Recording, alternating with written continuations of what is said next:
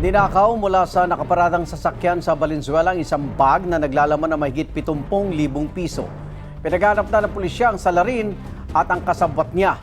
May unang balita si James Agustin. Nakaparada sa labas ng isang shop ang SUV na ito sa MacArthur Highway, Barangay Dalandalan, Valenzuela City, mag-alas 2 ng hapon nitong Sabado. Masdan ng isang lalaki na binuksan ang pintuan sa passenger side dahil may kinuha siya sa loob.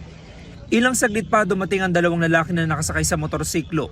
Pumarada sila malapit sa poste at bumaba ang angkas. Naglakad papalapit sa SUV ang angkas at binuksan ang pintuan sa driver's side. Kita na may hawak na siyang bag tsaka mabilis na sumakay sa motorsiklo.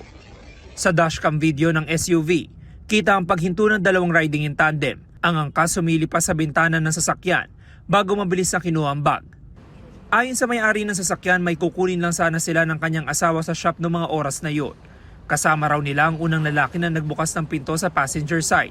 Inopen siya ng husband ko kasi may pinakuha kami doon sa kasama namin. Pagkakuha niya, di naka-open pa yung car. Ilang minutes lang pagkatapos noon, dumating na yung mga salisin. Magbabayad sana yung asawa ko, tapos na-realize na, yung bag ko. So babalikan niya sana doon sa car kagad.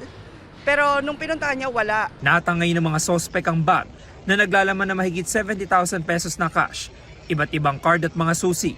Sabi nga kahit 1,000 lang yun, masakit pa rin sa amin eh. Kasi hindi naman pinupulot yun, di ba? Pinaghihirapan yun eh, kaya unfair talaga eh.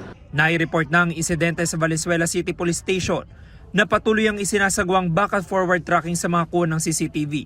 Umaasa naman ang biktima na sa lalong madaling panahon ay mahuhuli ang mga salarin. Lumaban sana sila ng patas, di ba? Yun lang. Kasi kami, lumalaban kami ng patas, araw-araw nagtatrabaho kami. Ito ang unang balita. James Agustin, GMA News.